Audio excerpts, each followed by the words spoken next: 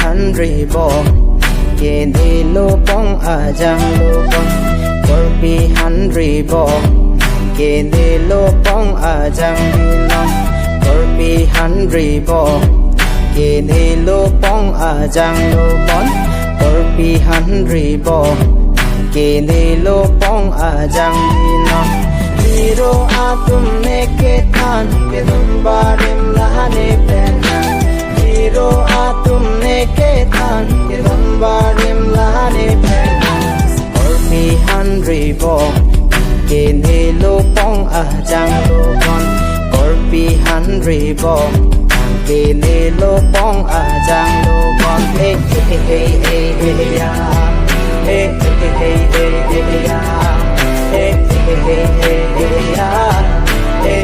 hey hey hey ya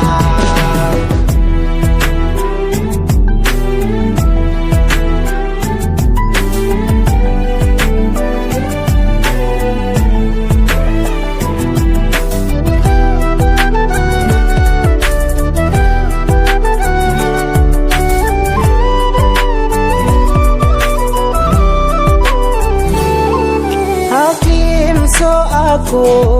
dong do dui rabra ahut ta cethan alam an leke seng do nang ta seng do ma leke seng do nang ta seng do ma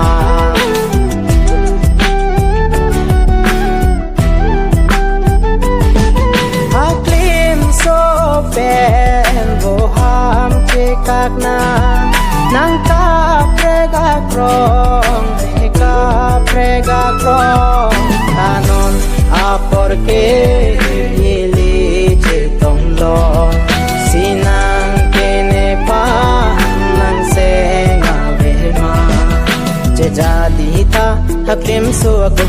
itum rong ro ki juyala che jadi ta hakim so aku itum rong ro ki juyala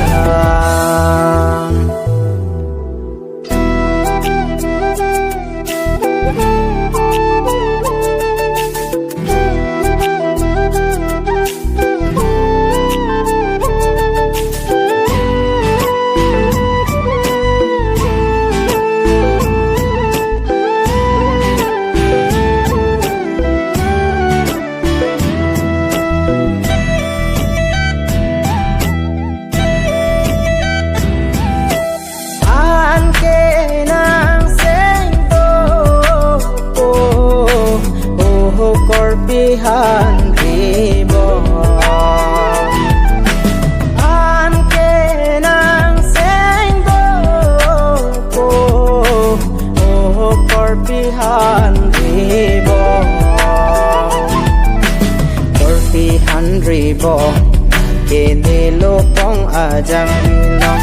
Corby Henry bo ke de lo pong a jang long Corby Henry bo ke ne lo pong a jang lo bon Hiro atum ne ke than ke dum barim lahane pena Hiro atum ne ke than ke dum barim lahane pena Corby Henry bo ke ne lo pong a jang lo bon